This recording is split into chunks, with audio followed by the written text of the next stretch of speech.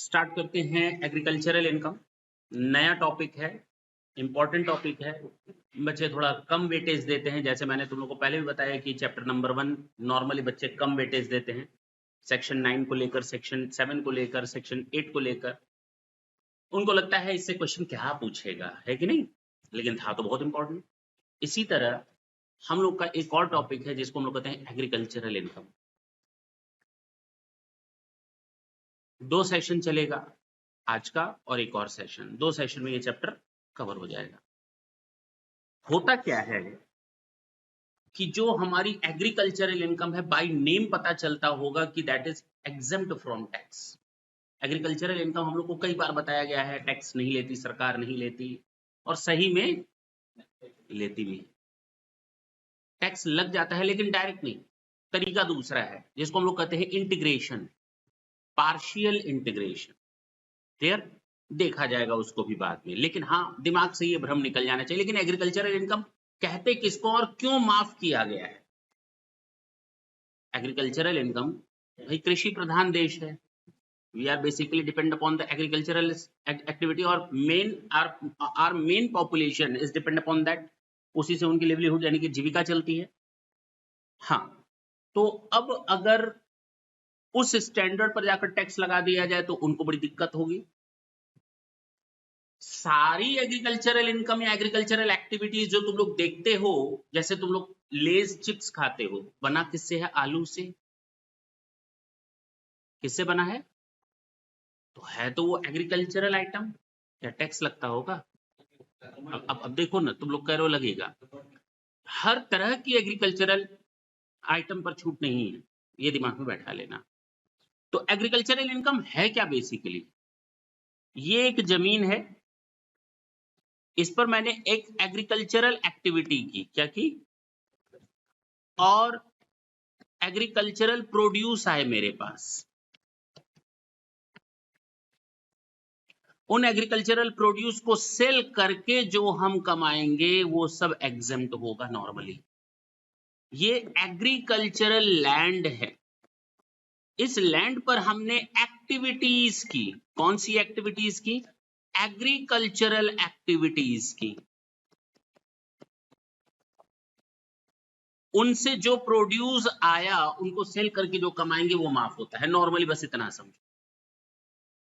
अब कौन कौन सी इनकम हो सकती है जो एग्रीकल्चरल इनकम के दायरे में आएगी? कौन कौन सी ऐसी इनकम है जो एग्रीकल्चरल एक्टिविटीज के दायरे में नहीं आएगी या एग्रीकल्चरल प्रोड्यूस नहीं कहा जाएगा? हाँ या ना? उसी कृषि वाली जमीन पर, एग्रीकल्चरल लैंड पर हम लोग पोल्ट्री फार्म भी खोलते हैं, डेयरी फार्म भी खोलते हैं, बटर और मिल्क का भी प्रोसेसिंग प्लांट लग सकता है, नहीं लग सकता?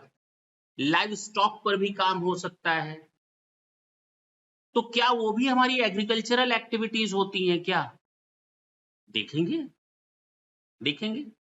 तो पहला तो ये समझ में आया, एग्रीकल्चरल लैंड पर अगर हम कोई एग्रीकल्चरल एक्टिविटीज करते हैं और उसके प्रोड्यूस को अगर हम मार्केट में सोल्ड आउट करते हैं तो एग्जेम्प्ट होता है। हम एग्रीकल्चरल लैंड को बेचने की बात नहीं कर रहे। अगर हम एग्रीकल्चरल लैंड को बेचने की बात करेंगे, अगर हम एग्रीकल्चरल लैंड को बेचने की बात करेंगे तो वो हमारा कैपिटल गेन का पार्ट है ना। और कैपिटल गेन चैप्टर में देखेंगे, मैं फिर बोल रहा हूं, दिमाग में ये बात निकाल लेना। कैपिटल गेन चैप्टर में देखेंगे कि ये जो एग्रीकल्चरल लैंड है वो कैपिटल एसेट है या नहीं है। या तो वो कैपिटल एसेट होगी या कैपिटल एसेट नहीं होगी। अब एग्रीकल्चरल लैंड भी कैपिटल एसेट होने लगी क्या? हाँ, आएगा। मेरा जो जमीन है वो कनॉट प्लेस में है। कहां पर है? कनॉट प्लेस, सीपी में, दिल्ली के पॉश एरिया में। कौन सी जमीन है? एग्रीकल्चरल लैंड है, उस पर हम खेती करेंगे और उसकी एक्टिविटी से जो सामान बनेगा उसको हम बेचेंगे, मतलब एग्रीकल्चरल प्रोड्यूस जो आएगा उसको हम बेचेंगे। तो ये एग्रीकल्चरल इनकम हुई या नहीं हुई? नहीं हुई। अच्छा, जमीन को बेच दिया तो नहीं होगा। एग्रीकल्चरल इनकम होने के लिए बस इतना सफिशिएंट है कि land must be situated in India, that's it. Agricultural income होने के लिए ये जरूरी है कि वो जमीन कहाँ होनी चाहिए, इन इंडिया। लेकिन जब आप जमीन बेचने की बात करोगे तो उसके लिए फिर एक डेफिनेशन हम लोग को पढ़नी पड़ती है, वो हम लोग कैपिटल गेन हेड में पढ़ेंगे कि कौन सी जमीन कैपिटल एसेट होगी एग्रीकल्चरल और कौन सी जमीन कैपिटल एसेट नहीं होगी। तो जब कैपिटल एसेट है ही नहीं तो उसको सेल करने से हमें कोई कैपिटल गेन अराइज नहीं होगा, तो वो वहां पर देखेंगे डिटेल में। अभी हमको केवल इतना समझना है कि अगर कोई जमीन इंडिया में सिचुएटेड है और उसका यूज हम एग्रीकल्चरल पर्पस से कर रहे हैं, तो उस जमीन से जो भी हमें रेंट मिलेगा या रेवेन्यू मिलेगी, रेंट और रेवेन्यू, वो एग्रीकल्चरल इनकम की कैटेगरी में आएगा। That is given under section 2(1)(a). Basically हमको क्लॉज बोलना चाहिए लेकिन मैं सेक्शन बोलूंगा, मैं बार बार बोल चुका हूँ सेक्शन 2 को भी। ठीक, तो सेक्शन 2(1)(a) में एग्रीकल्चरल इनकम को डिफाइन किया गया है, जिसने सीधे सीधे बताया है कि कोई भी रेंट और रेवेन्यू जो अराइज होती है, जो ड्राइव होती है from agricultural land situated in India, कहां पर सिचुएटेड है, and is used only for the purpose of agricultural activities, तो वो हमारा इनकम एग्रीकल्चरल इनकम माना जाएगा। इस यहां तक तो कोई दिक्कत नहीं आई हो, बिल्कुल सिंपल है, कोई दिक्कत। दूसरा, कोई भी ऐसी इनकम जो ड्राइव की जाती है जमीन से, हाँ ठीक है, जमीन पर ही एक्टिविटीज होती है, लेकिन कौन सी इनकम, एग्रीकल्चरल। आपको कोई भी रेंट और रेवेन्यू मिलता है, कोई भी रेंट और रेवेन्यू मिलता है ऐसी जमीन से जो इंडिया में सिचुएटेड है और एग्रीकल्चरल पर्पस के लिए यूज हो रही है, तो जो भी रेंट और रेवेन्यू मिलेगा वो सब माफ होगा। तो फिलहाल हम यहाँ माफी की बात नहीं कर रहे, दिमाग में बात बैठा लेना। I am just trying to make you understand about the agricultural income, that's it. और एग्रीकल्चरल इनकम एग्जेम्प्ट होता है ये तो हमें मालूम ही है। तो एग्रीकल्चरल इनकम का पहला पार्ट क्या हुआ, कोई भी रेंट और रेवेन्यू जो उस एग्रीकल्चरल लैंड से अराइज हुआ है, ड्राइव हुआ है, और जिसको हम एग्रीकल्चरल पर्पस के लिए यूज करते हैं। यहां तक क्लियर है। दूसरा, कोई भी इनकम जो ऐसी जमीन से आता है एग्रीकल्चरल पर्पस एक्टिविटी से, डायरेक्ट एग्रीकल्चरल एक्टिविटी से, the performance by a cultivator और receiver of rent in kind of any purpose ordinarily employed by a cultivator or receiver of rent in kind to lender the produce raised or received by him fit for taken to the market। कोई भी ऐसी activity जो उस produce को market में बेचने के लिए ले जाने के लिए, मार्केट में कोई खरीदेगा तब तो हम बेच पाएंगे। अब कोई मान लो मूली निकली मान लो, ठीक, अब उस मूली को मार्केट में बेचने के लिए साफ नहीं करोगे, जमीन से निकाले वही मिट्टी वाली मूली मार्केट में बेचोगे, हाँ साफ करेंगे ना। इसी तरह कई चीजें ऐसी होती है जिनको हमें प्रोसेस करना पड़ता है, सफाई क्लीनिंग वगैरह, या ड्राई करना पड़ता है ताकि मार्केट में हम उसको एज सच बेच सके।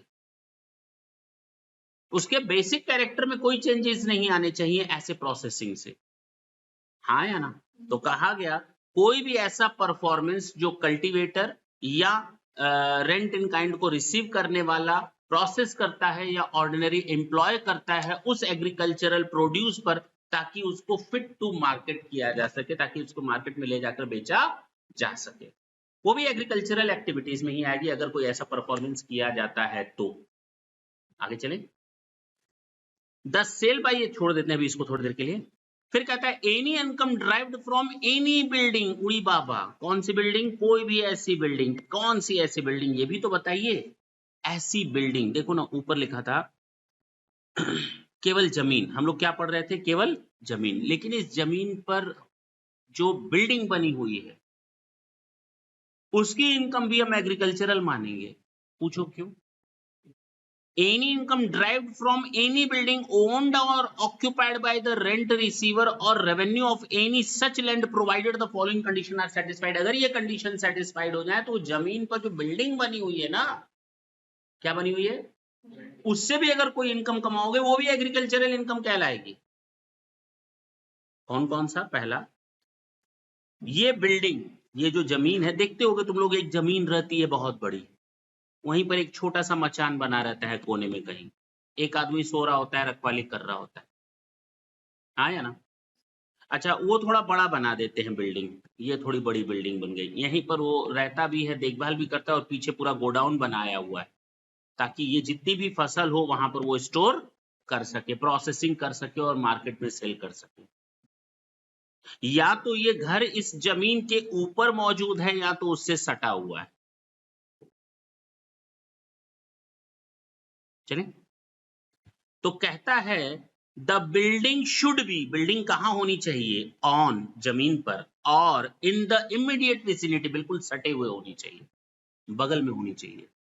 बिल्डिंग कहां होनी चाहिए, उस जमीन पर होनी चाहिए या उससे सटे हुए होने चाहिए, and is use for agricultural purposes, और उसको भी उसी एक्टिविटी में यूज किया जाए। द कल्टिवेटर और receiver of rent in kind uses the building as a dwelling house और ए स्टोर हाउस, या तो उसको रहने के लिए यूज करे या फिर गोडाउन की तरह यूज करे, store house. The land is a rural agricultural land, the land is a rural agricultural. बात सुन लो, ये जो मैंने कहा ना रूरल एग्रीकल्चरल लैंड, ये कहाँ सीखोगे तुम लोग, कैपिटल गेन चैप्टर में सीखोगे। रूरल एग्रीकल्चरल लैंड कहते किसे, अभी हम वहां जाकर बताने वाले नहीं, ठीक है ना? जबरदस्ती का तुम लोग के सर पे एक दबाव बनेगा, ठीक? चलें आगे, फिर से बोलो। ये एग्रीकल्चरल इनकम की डेफिनेशन है। तो एग्रीकल्चरल इनकम, कोई रेंट पा रहा है उस जमीन से, या रेवेन्यू पा रहा है उस जमीन से जिसका यूज एग्रीकल्चरल पर्पस के लिए होता है, और वो जमीन इंडिया में सिचुएटेड है। कोई भी ऐसी जमीन से इनकम, ऐसी जमीन, कैसी जमीन, ऐसी जमीन, कैसी जमीन, ऐसी जमीन जो इंडिया में सिचुएटेड है, एग्रीकल्चर पर्पस के लिए यूज हो रहा है, उस पर एग्रीकल्चर से अगर हम कुछ कमाएंगे या कोई ऐसा परफॉर्मेंस या एक्टिविटी करेंगे जिससे कि जो एग्रीकल्चरल प्रोड्यूस हो fit to be sold in the market हो जाए, वो एक्टिविटीज भी मेरी एग्रीकल्चरल एक्टिविटीज या एग्रीकल्चर इनकम कहलाएगी, हाँ या ना? ये भी याद रखना। और कहता है कोई भी ऐसी इनकम जो हम उस बिल्डिंग से कमाएंगे, जो वो बिल्डिंग कहां पर हो, उस जमीन पर हो या उससे बिल्कुल सटे हुए हो, और जिसका यूज एग्रीकल्चरल पर्पस के लिए किया जाता हो, साथ ही साथ उस जमीन, उस बिल्डिंग का यूज स्टोर हाउस या ड्वेलिंग हाउस की तरह किया जाता हो। पक्की बात है? तो वो भी हमारी क्या कहलाएगी? तो अब क्लियर हुआ कि एग्रीकल्चरल इनकम कहां से आएगी। अच्छा,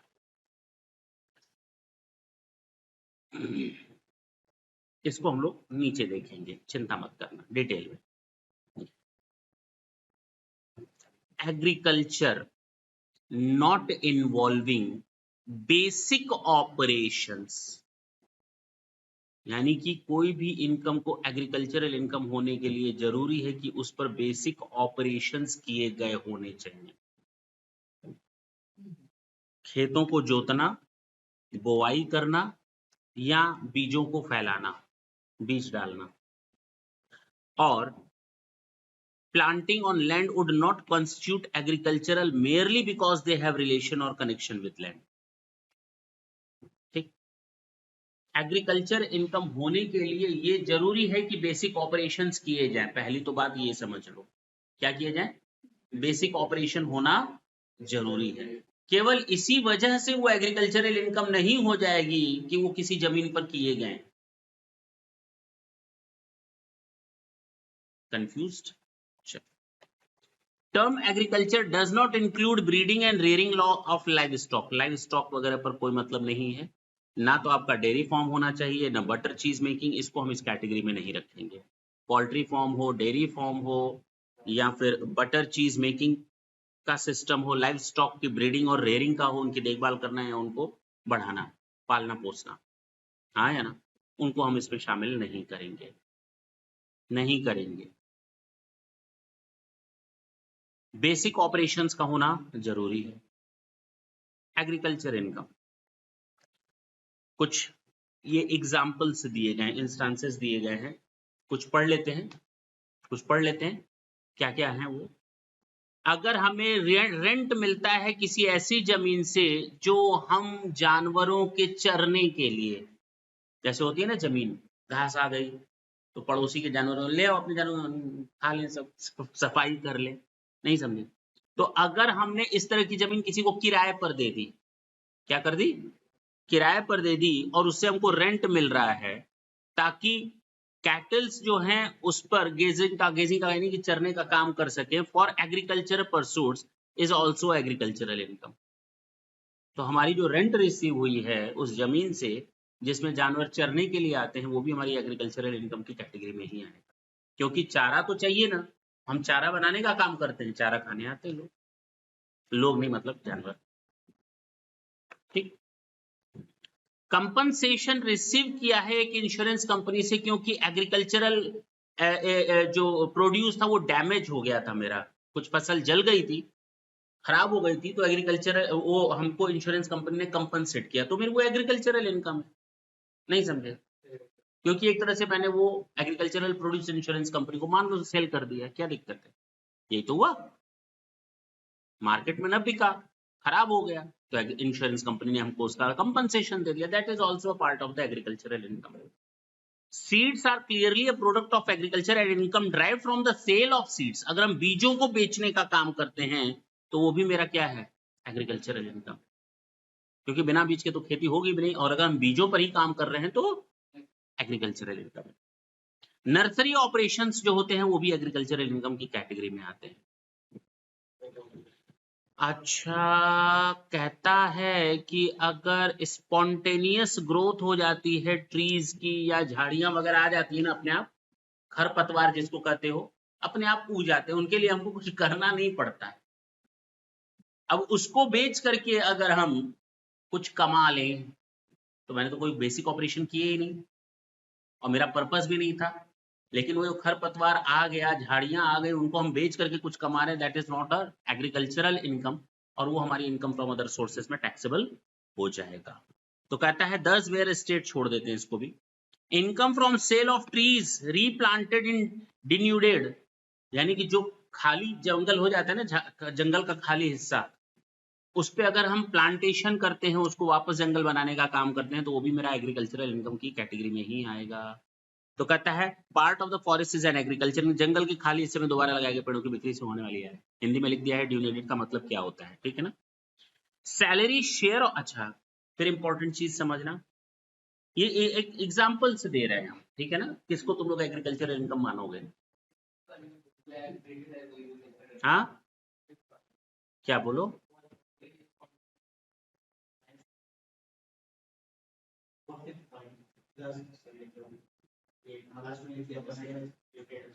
हमने ये बोला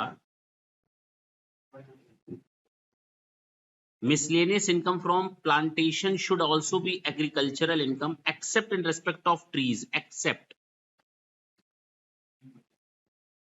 अगर हम प्लांटेशन वगैरह करते हैं, उसको हम बेच रहे हैं, नर्सरी वगैरह का काम कर रहे हैं, तो एग्रीकल्चरल इनकम है, लेकिन उसको शामिल मत करना जो स्पॉन्टेनियस ग्रोथ से अपने आप ट्रीज वगैरह आते हैं उनको सेल करने से कुछ हो। मैंने यही तो बोला, सही तो बोला, क्या दिक्कत है, एक्सेप्ट मैंने उसको छोड़ दिया है अभी। चले, salary share of profit and interest on capital received by partner. अगर कोई फर्म है, ढंग से सुनना, अब जो मैं बोलने वाला हूं बहुत जगह तुम लोग को कंफ्यूज करेगा, मैं इंडिविजुअल हूं, मैं एचयूएफ हूं, मैं पार्टनर हूं, चलो किसी फर्म का मैं पार्टनर हूं, मुझे वहां से सैलरी मिल रही है, तो मेरी सैलरी है या एग्रीकल्चरल इनकम है, एग्रीकल्चरल इनकम, क्योंकि मैं पार्टनर हूं, क्या हूं, पार्टनर हूं, और पार्टनर एक तरह से उस जमीन पर हिस्सा रख रहा है, 4 पार्टनर है, हम लोग आपस में प्रॉफिट कैसे बांटेंगे, सैलरी नहीं, इंटरेस्ट ऑन कैपिटल नहीं, बोनस, ठीक है ना, कमीशन, शेयर ऑफ प्रॉफिट, ये हमारा डिस्ट्रीब्यूशन हुआ इनकम का, ये हमारा डिस्ट्रीब्यूशन हुआ इनकम का, आपस में ही तो बांट रहे हैं, मालिक ही तो बांट रहे हैं, किसी बाहरी को नहीं दिया। मैं अकेला अगर बिजनेस करता, वो एग्रीकल्चरल इनकम करता, अब उसमें से मैं सैलरी निकालता, बोनस वाले, मेरा ही है सब भाई, वो एग्रीकल्चरल इनकम ही है।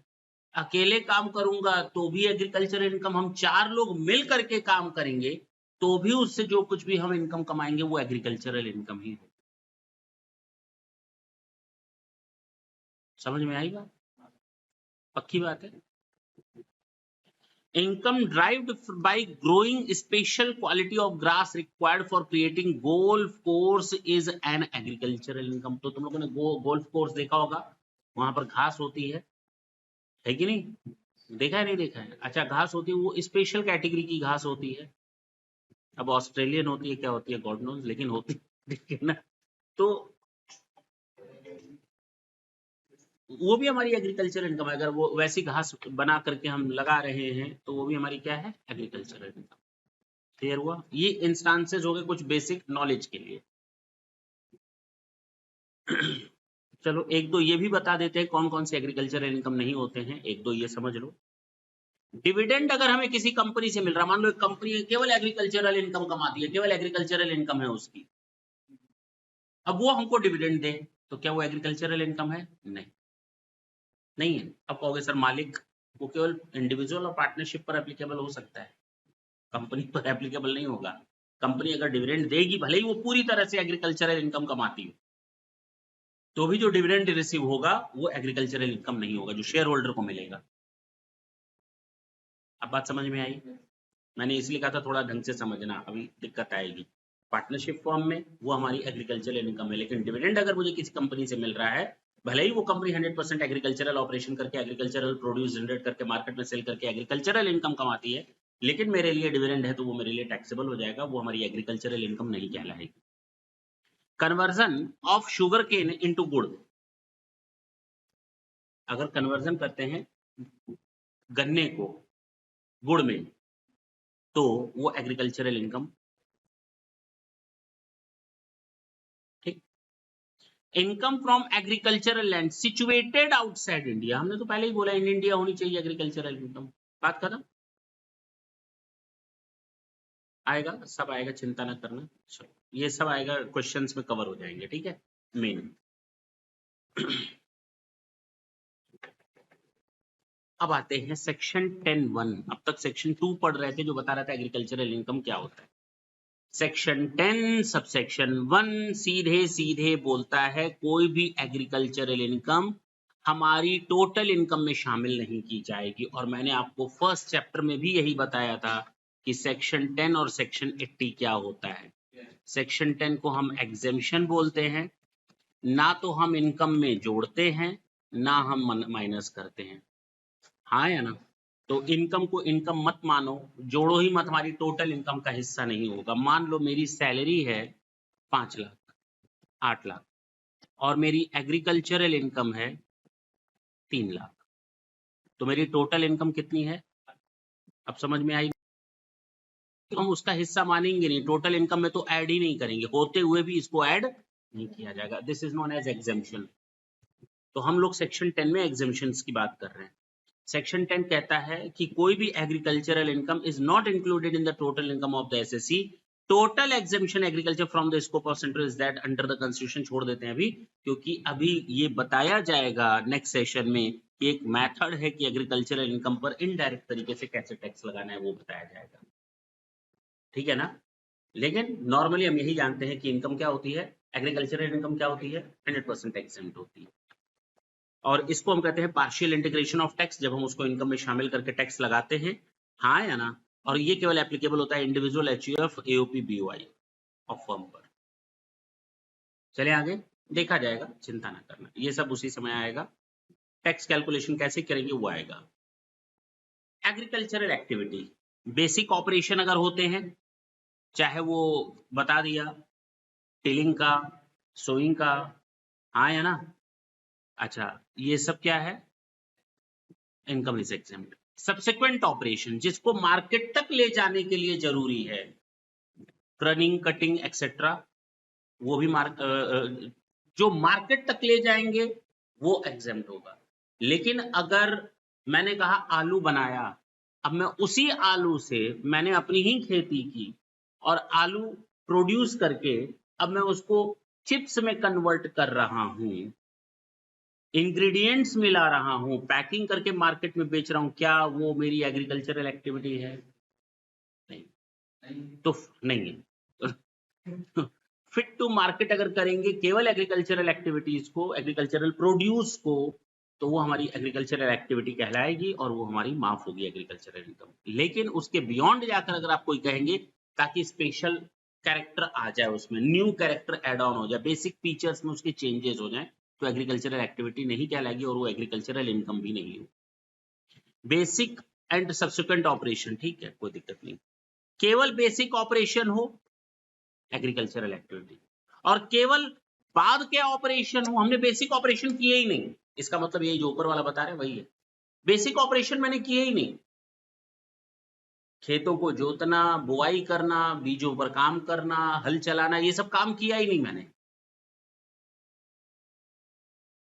तो बिना इसके आपकी इनकम एग्रीकल्चरल इनकम नहीं कहलाएगी। यानी बेसिक ऑपरेशन का होना, बेसिक के साथ साथ बाद का कर रहे हैं तो ठीक है, केवल बेसिक का होना जरूरी है, बाद का उसके साथ हो जाए तो और अच्छी बात है, लेकिन केवल बाद वाले ऑपरेशन होंगे तो वो हमारा एग्रीकल्चरल इनकम नहीं कहलाएगा। तो कह रहा है अगर केवल बेसिक ऑपरेशन करेंगे तो ठीक है, वो एग्रीकल्चरल इनकम है, ये देखो ना, लेकिन केवल बाद वाले ऑपरेशन करेंगे तो वो एग्रीकल्चरल इनकम या एक्टिविटीज नहीं कहलाएगी, और दोनों मिल करके करेंगे तो अब ठीक है। अरे बोलो ना, यानी बेसिक ऑपरेशंस का होना जरूरी है, बस इतना याद रखो।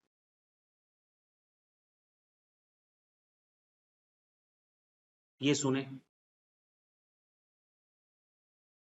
अगर हमें एग्रीकल्चरल इनकम मिल रही है जमीन से या जमीन के अलावा, तो जमीन के अलावा तो यहाँ आएगा ही नहीं, हमें उस जमीन से मिलनी चाहिए। अगर जमीन पर काम कर रहे हैं, इंडिया में सिचुएटेड है या बाहर है, तो बाहर है तो कवर ही नहीं होगा एग्रीकल्चरल इनकम में। अगर इंडिया में है तो एग्रीकल्चरल पर्पस के लिए हाँ, तो एग्रीकल्चरल इनकम होगी, नहीं है एग्रीकल्चरल पर्पस तो बात ही खत्म। नहीं समझ में आ रही, ये बाद में देखेंगे। चले आगे। तो इतना याद रखना है कि एग्रीकल्चरल इनकम एग्जेम्प्ट होती है। क्या होती है? कुछ स्पेशल बातें कर लें।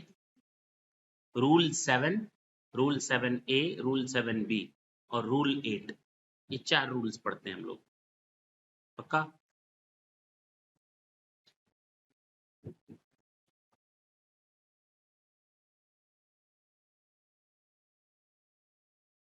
है किसके लिए? पहले रूल 7 समझ लेते हैं, तो 7A, 7B और 8 समझाना आसान हो जाएगा मेरे लिए, क्योंकि वो स्पेसिफिक आइटम्स पर है और ये जनरल रूल है। क्या है ये? जनरल रूल है। जहां पर 7A, 7B और 8 नहीं लगता, वहां रूल 7 लगेगा। मेरी बात समझ गए? रूल 7A स्पेसिफिक केस है, 7B एक स्पेसिफिक केस है, 8 एक स्पेसिफिक केस है। जहां ये तीनों नहीं लगेंगे वहां रूल 7 लग जाएगा, बात खत्म। देखा जाए, where the agricultural produce is used as raw material in manufacturing operation, वही लेज वाला जो मैंने बताया। अब चाय मैं यहाँ इसलिए नहीं बोलूंगा क्योंकि उसके लिए रूल 8 बना हुआ है। अरे रूल 7, ये कौन सा rule? Rule rule rule rule नहीं, ये रूल 8 होगा, ये गलत लिखा है, ठीक है ना?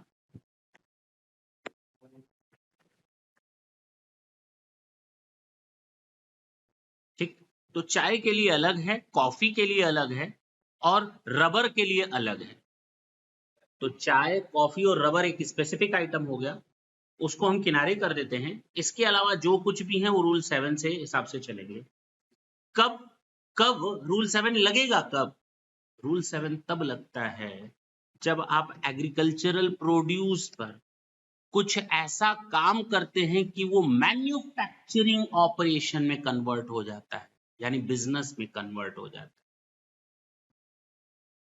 जिस पर अब हम अदर देन एग्रीकल्चरल एक्टिविटीज का काम कर रहे हैं। मेरी बात समझ गए? खुद ही एग्रीकल्चरल एक्टिविटी की और खुद ही उस पर अदर देन एग्रीकल्चरल एक्टिविटी की। अभी तो बताया शुगर केन से गुड़ बनाना, अभी तो बताया शुगर केन से गुड़ बनाना, हाँ या ना? तो कहता है कि अगर ये ऑपरेशन हो रहा है तो average market price of the agricultural produce, नहीं सर समझ में नहीं है, ढंग से सुनना, ये पहला एक्टिविटी मैंने रखा तुम लोग को इस तरह से समझाने का पर्पस है, केवल माइंड सेट करना, अदरवाइज इस तरह से कुछ होता नहीं है जो हम कर रहे हैं। ये एग्रीकल्चरल है, ये नॉन एग्रीकल्चरल। हमने एग्रीकल्चरल एक्टिविटीज 10 लाख का खर्चा किया और हम इसको मार्केट में सेल कर सकते थे 18 लाख में। कितने में बेच सकते थे? लेकिन इसको मार्केट में सेल नहीं किया। एक्सपेक्टेड टू सेल 18 लाख, लेकिन इसको मार्केट में मैंने सेल नहीं किया। अगर हम एग्रीकल्चरल प्रोड्यूस उठाते और मार्केट में बेचते, कितने में बिकता? कितने में बिकता? 18। नहीं बेचा मैंने मार्केट में, उसको खुद ही यूज कर लिया ताकि उस पर हम मैन्युफैक्चरिंग ऑपरेशंस कर सके। मेरी बात समझ में आ रही है? तो खुद ही यूज किया और उस पर फिर खर्चा किया मैंने 6 लाख रुपए और उसको मार्केट में सेल कर दिया एक्चुअल में 35 लाख में। अब हमें यह बताना है कि एग्रीकल्चरल इनकम कितनी और नॉन एग्रीकल्चरल इनकम कितनी। ये मैंने बेचा नहीं है, इतने में बेच सकते थे। एवरेज मार्केट प्राइस से मार्केट प्राइस यही थी। अब क्या करें, कैसे निकालें? बिजनेस इनकम कैसे निकालें? एग्रीकल्चरल इनकम कहा गया ये तो मालूम है ना कितने में बेच सकते थे। तो मान लो ना 8 लाख तुम्हारी एग्रीकल्चरल इनकम होती और यही जो बेचा है खुद को ही सामान बेचा, तो मान लो परचेज किया है तुमने। अगर तुम मार्केट से परचेज करते तो कितने में खरीदते? तो 24 लाख, हाँ 11 लाख आपका हो गया बिजनेस इनकम। अब बात समझ में आई? तरीका समझ में आया? टोटल कितना हुआ? तो इधर देखो, टोटल आपकी जेब से कितना गया? कितना गया? अरे सॉरी कितना गया? टोटल कितना जेब से गया? 16। 10 लाख और 6 लाख और मिला कितना? कितना फायदा हो गया? माइनस करो, 35 मिला और 16 गया 19। 19 का फायदा हुआ।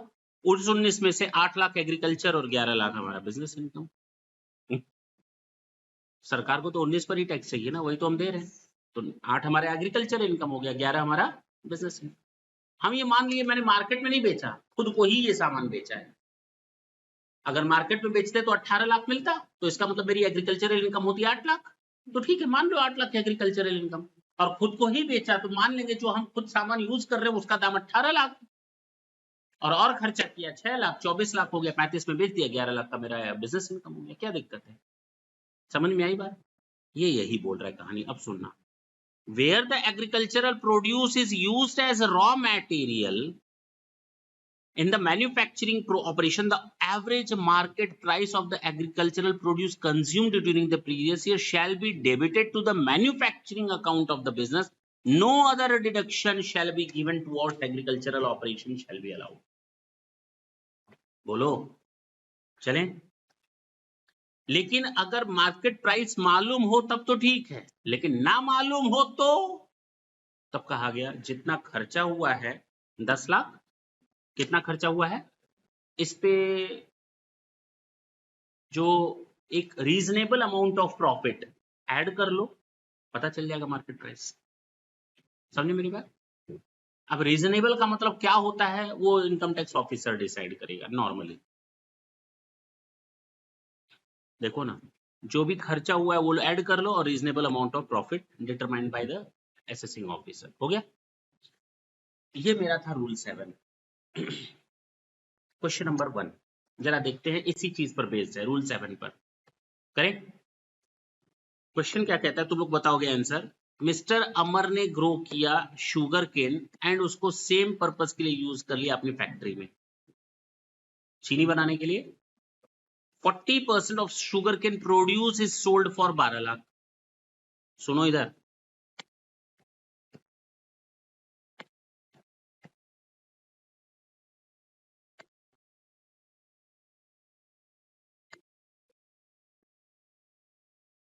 ये हम एग्रीकल्चरल यहां लिख दे रहे हैं, नॉन एग्रीकल्चरल यहां लिख दे रहे हैं। पक्का? कहता है कि जो शुगर केन बनाया हमने, प्रोड्यूस किया 40%, उसको हमने मार्केट में बेच दिया 12 लाख में।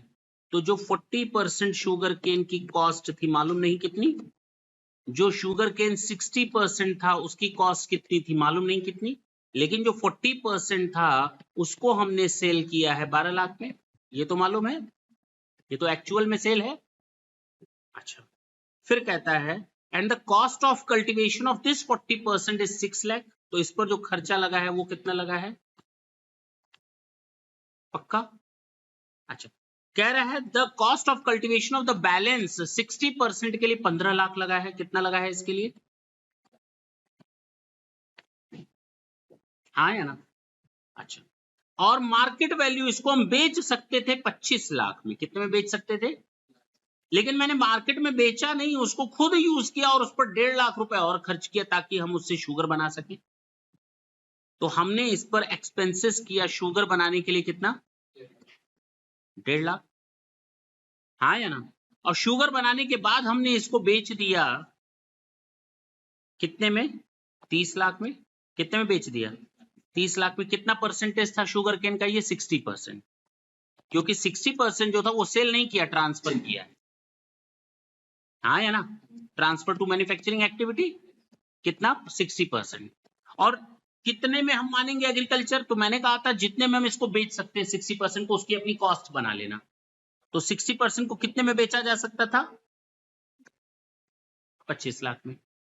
तो 60% को हम 25 लाख में बेच सकते थे, और मान लो मैंने बेच करके खुद ही खरीद लिया, ट्रांसफर फ्रॉम एग्रीकल्चरल एक्टिविटी, कितना, अब समझ में आ गई बात, हो गया खत्म। अब बताओ इतना करेंगे, इस तरह से समझा दिया, बड़े आसानी से सब कुछ निकल गया।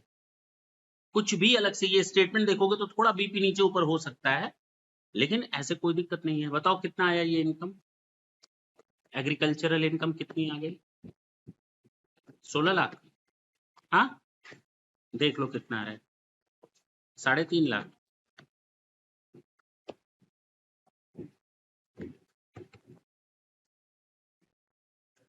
सोलह लाख आ गया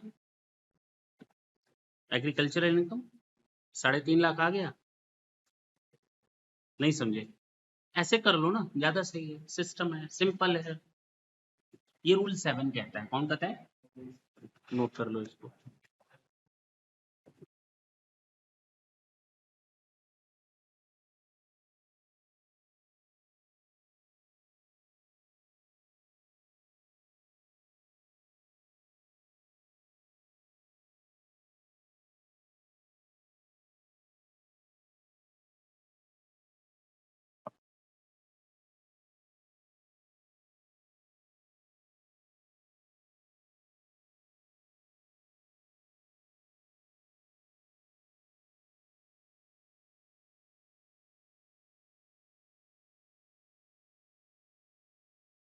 चलें,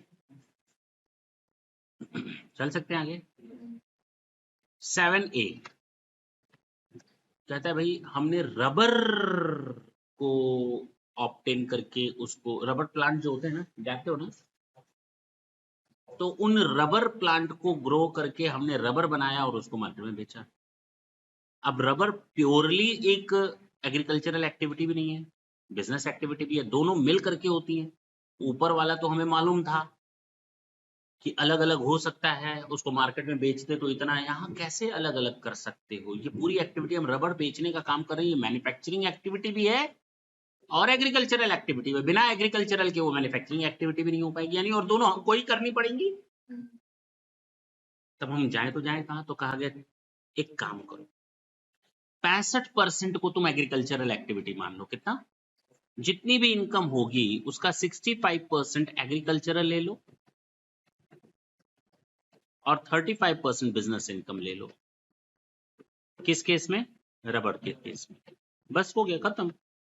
this is your rule 7A। मान लो 10 लाख खर्चा हुआ, 20 लाख में बेचा, तो 10 लाख का फायदा हो गया।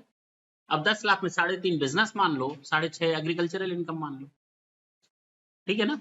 देखो इधर, income derived from sale of rubber obtained from the rubber plant grown by the seller in India shall be computed as if it were income derived from business and 35% of such income shall be liable to tax, 65% exempt हो जाएगा। ये किस case में था? चलो जरा इसको question पढ़ते हैं। Question number 2, mister Nilesh manufacture करता है latex from the rubber plant grown by him in India. These are then sold in the market. 36 lakh में बेचा है, कॉस्ट है 16 लाख की, तो 20 लाख का फायदा हो गया। 20 लाख का फायदा हुआ, हाँ या ना? 20 लाख में जो हमारा खर्चा लगा है मैन्युफैक्चरिंग करने पर वो लगा है 12 लाख, तो टोटल फायदा कितना हुआ? 8 लाख का। 8 लाख के प्रॉफिट में 35% जरा निकाल लो तो हमारा वो बिजनेस इनकम हो जाएगा। देखो ना, 280 हमारा बिजनेस इनकम हो गया, बाकी हमारा एग्रीकल्चरल इनकम है। हो गया? आंसर हो गया। चल सकते हैं आगे। सेम यही चीज कॉफी के साथ है। रूल 7B किसके साथ है? कॉफी के साथ। वो कहता है भैया कॉफी में थोड़ी ज्यादा मेहनत लगती है कि कम लगती है? थोड़ी कम लगती है। उसमें उसमें हमारा जो कॉफी होता है अमीरों की पसंद होती है लेकिन, हाँ या ना? तो उसमें एग्रीकल्चरल एक्टिविटीज ज्यादा होगी या कम होगी, ये बता दो। केवल 25% पर ही टैक्स लगेगा। कितने पर? कॉफी के केस में। रबर पर 35% पर लगता था, 35% पर लगता था। कॉफी में केवल 25% पर लगेगा। रबर का 65% माफ था, तो कॉफी का 75% माफ होगा। इसका मतलब कॉफी पर ज्यादा एग्रीकल्चरल एक्टिविटीज हुई है, उस पर ज्यादा मेहनत होती है, तुम लोगों ने देखा भी होगा, हाँ या ना? तो रबर पे अगर ज्यादा, अरे कॉफी पे अगर ज्यादा मेहनत हो रही है तो उस पर एग्रीकल्चरल इनकम भी ज्यादा परसेंटेज यानी 75% माना गया है। लेकिन लेकिन लेकिन लेकिन अगर आप कॉफी में बिजनेस एक्टिविटी ज्यादा कर दो, सर कॉफी में कौन सा बिजनेस एक्टिविटी ज्यादा हो सकता है? कॉफी भी अलग अलग तरीके की आती है। अगर आपकी कॉफी क्योर्ड है, रोस्टेड है, ग्राउंडेड बाय द सेलर है, विद और विदाउट चिकोरी मिला हुआ है, फ्लेवरिंग मिला हुआ है, यानी कि ये सब है, चिकोरी या फ्लेवर मिला हुआ है जो उसको स्पेशल बनाता है कॉफी को, तो कहा गया इसमें अब एग्रीकल्चरल थोड़ा कम हो गया, बिजनेस थोड़ा बढ़ गया। तो 40% आपका मान लिया जाएगा बिजनेस है और 60 मान लिया जाएगा आपका एग्रीकल्चरल। नॉर्मली कॉफी में 75% एग्रीकल्चरल एक्टिविटी होती है, लेकिन अगर उसमें हम मिक्सिंग वगैरह कर दें, चीजों को फ्लेवर वगैरह डाल दें, चिकोरी मिला दें या उसको रोस्ट करके बेचें, तो फिर वो हमारा 60% हमारा एग्रीकल्चरल हो जाएगा, 40% हमारा बिजनेस हो जाएगा। अब समझ में आई बात? सेम ऊपर वाला ही सिस्टम लगेगा जैसे रबर में बताया।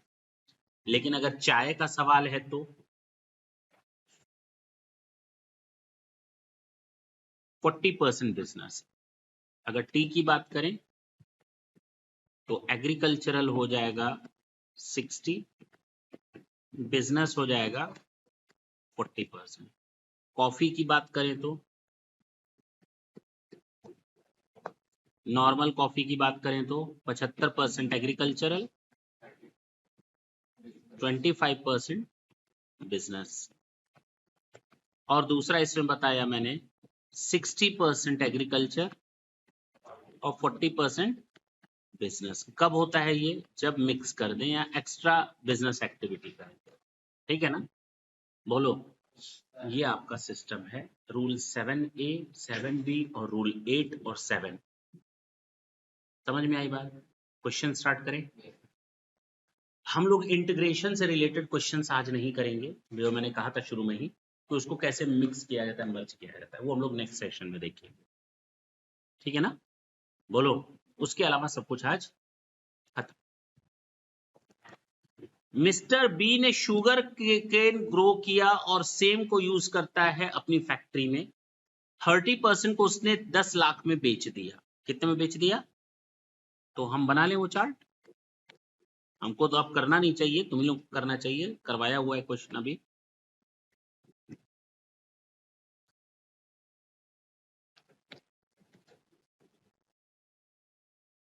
इसको हम लिखेंगे एग्रीकल्चरल, इसको हम लिखेंगे, अच्छा 30% और 70% अलग कर लो। To cost 30% cost 70%। सेल मालूम नहीं, देखते हैं। कहता है 30% ऑफ शुगर केन 10 लाख में बेचा है, तो बाई सेल 30%, कितना?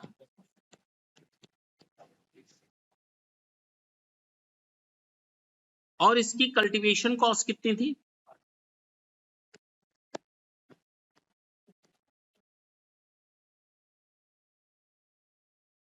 5 लाख। पक्का? The cost of cultivation of the balance is 14 lakh. 70% का कितना है कॉस्ट? और इसको मार्केट में बेचा जा सकता है 22 में, तो बाई ट्रांसफर 70% कितने में? तो हमने इसको खुद ट्रांसफर कर लिया, कितने में? कॉस्ट हो गई मेरी। कह रहा है इसमें 1.5 लाख रुपए का खर्चा किया है मैंने बैलेंस शुगर केन पे शुगर बनाने के लिए, तो प्रोसेसिंग कॉस्ट 1.5 लाख, और इसको सेल कर दिया मार्केट में 25 lakh by sale. That's it. ऊपर का बताओ कितना आया? 19 3 13 लाख। ये हो गई मेरी एग्रीकल्चरल इनकम, बोलो ना। और ये कितनी आई? 1.5 लाख। ये हो गई बिजनेस इनकम। तो 13 लाख और 1.5 लाख देख आ रहा है, 13 लाख और। Question number 3 is over. बोलो, चल सकते हैं आगे। मिस्टर सी है जो रबर ग्रो करता है, these are sold in the market 30 lakh. The cost of growing rubber is 10 lakh and that of the manufacturing 8 lakh. 18 lakh हुआ टोटल कॉस्ट। 30 लाख में बेचा है, 12 लाख का फायदा है। 12 लाख का कितना परसेंट रबर का? 35%। बताओ। हाँ तो 35% बिजनेस बताओ ना, 12 लाख का हो गया ये। अब बाकी 65% ये हो गया। समझ में आया? अब आते हैं कुछ एग्जांपल्स पिक करते हैं। सपोज कोई ए है, वो एग्रीकल्चरल लैंड है, उसको बेच रहा है। जमीन कहाँ पर है? दिल्ली में है, और उससे कमा रहा है। The surplus will not constitute agricultural income, क्योंकि जमीन को अगर बेच रहे हो तो फिर कैपिटल गेन में चले जाओ। बताया था ना, जमीन अगर बेच रहे हो तो कहाँ जाओगे? यहां मत काम करो, सेक्शन 10(1) में बेनिफिट मत दो। That is not agricultural income, that will be decided whether this income is exempt from tax under the head capital gain और नॉट।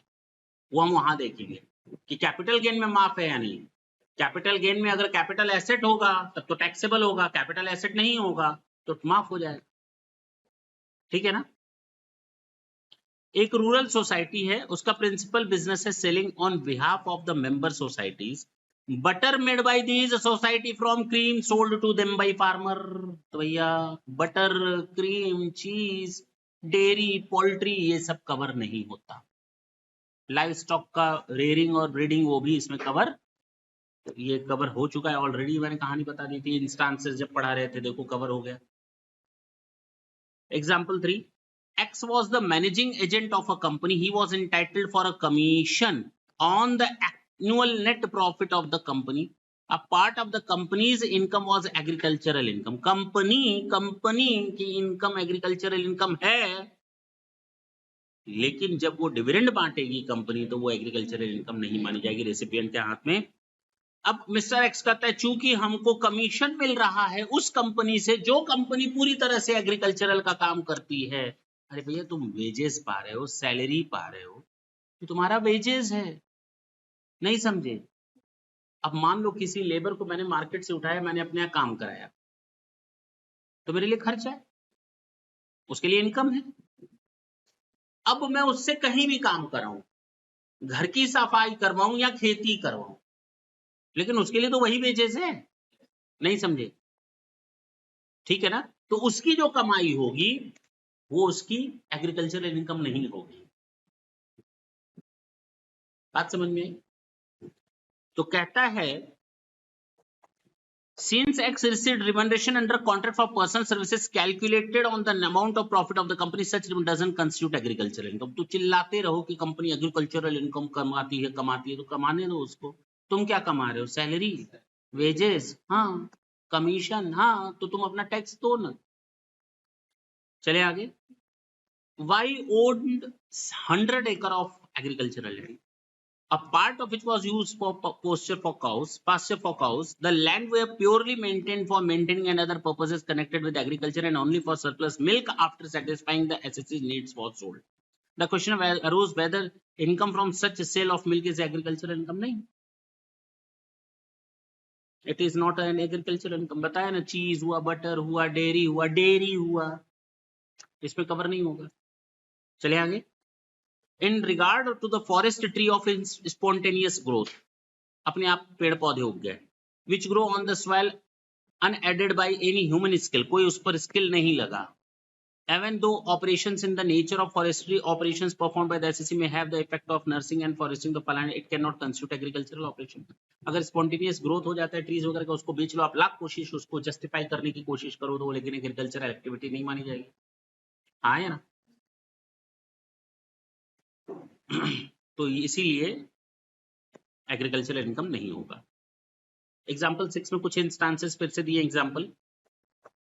बीजों को बेचोगे तो एग्रीकल्चरल इनकम होगी, फ्लावर्स और क्रीपर्स को बेचोगे तो भी वो हमारा एग्रीकल्चरल। रेंट यूज होता है चरवाहा, मतलब गाय वाय चराने के लिए, तो उस जमीन को भी। ग्रोइंग ऑफ बम्बू, ये भी हमारी एग्रीकल्चर, बांस वगैरह की खेती। लाइव स्टॉक को शामिल नहीं करेंगे, पोल्ट्री फार्म को शामिल नहीं करेंगे, फिशरीज को शामिल नहीं करेंगे, डेयरी फार्म को शामिल नहीं करेंगे। अब तो क्लियर हो गया ना सब।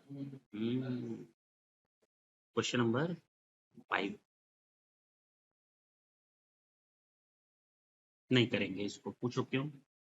जब तक नेक्स्ट सेशन नहीं कवर होगा पार्शियल इंटीग्रेशन वाला, तब तक नहीं होगा। ये देखिए, शुगर बनाता है, शुगर केन से डिटेल्स दिया हुआ है। Cost of cultivation 10 lakh,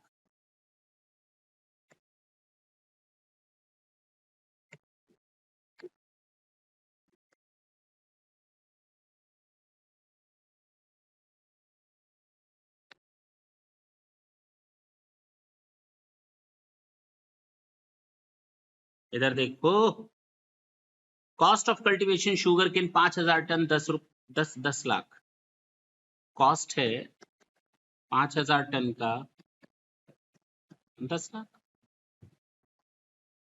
sugar cane sold 1000 ton, 3 lakh में बेच दिया। सेल 1000 टन कितने में? 3 lakh. Sugar cane use for manufacturing 4000 transfer कर दिया, बोलो ना। अच्छा, कहता है कॉस्ट ऑफ कन्वर्जन 5 लाख, तो ये कॉस्ट आ गई 4000 टन पे 5 लाख प्रोसेसिंग। फिर कहता है सेल कर दिया 25 लाख में,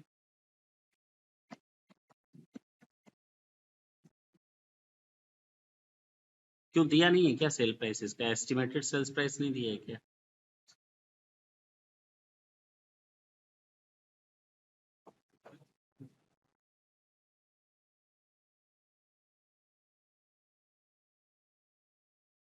नहीं दिया है ना, नहीं दिया है ना। ये क्या दिया हुआ था? इतने में बेचा है ना, नहीं बेचा है। तो अगर ये भी बेचता तो इतने में ही बिकता, मान लो। अगर मार्केट प्राइस नहीं दिया है तो ये मार्केट प्राइस मेरे लिए काम करेगा ना। बताओ कितने पर आ गया? 12 लाख, शायद 12 लाख। नहीं समझे? 15 में से अब ये 12 लाख मैंने खुद खरीद लिया, ट्रांसफर कर लिया। बताओ 15 में से 10 गया, हमारी एग्रीकल्चरल इनकम कितनी? और 17 8 बिजनेस इनकम, 5 लाख और 8 लाख।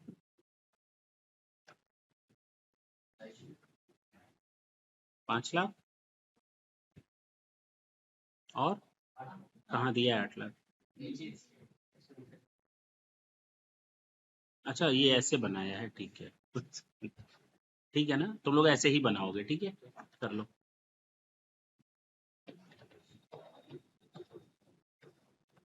3 lakh divided by 1 lakh, 1000।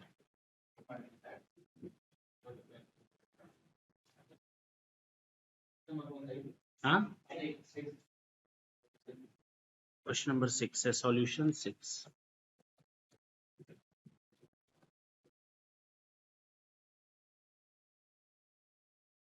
हो गया?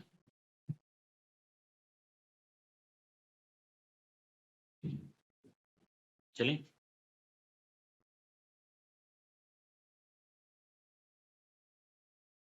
ये भी छोड़ दो, ये भी छोड़ दो, ये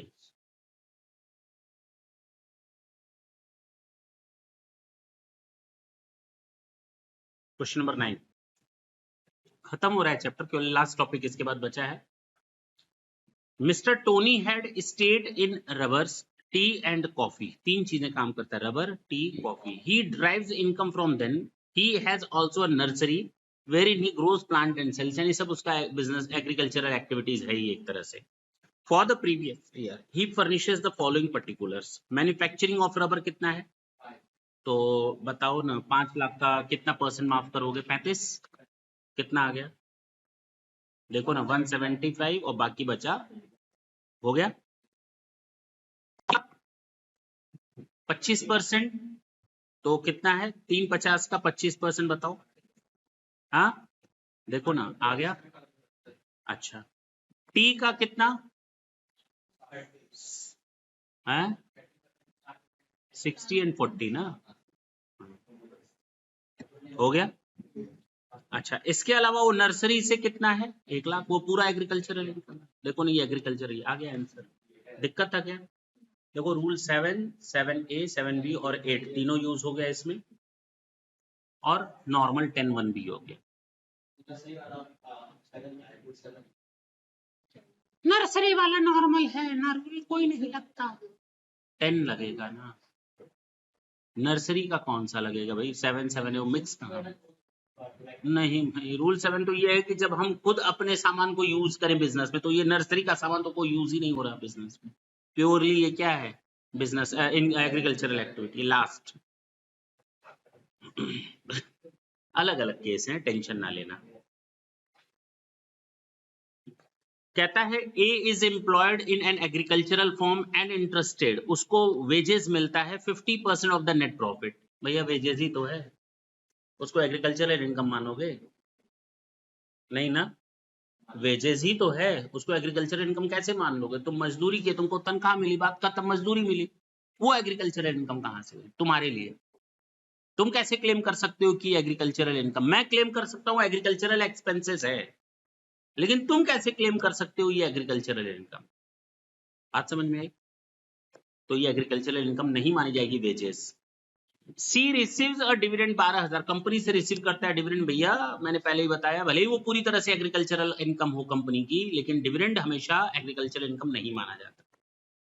कलकत्ता का D of Kolkata earns an income 12,000 from agriculture owned by him and situated in Bangladesh. भैया इंडिया में नहीं है ना, तो ये टैक्सेबल हो जाएगा अदर सोर्सेस में। बात समझ में आई?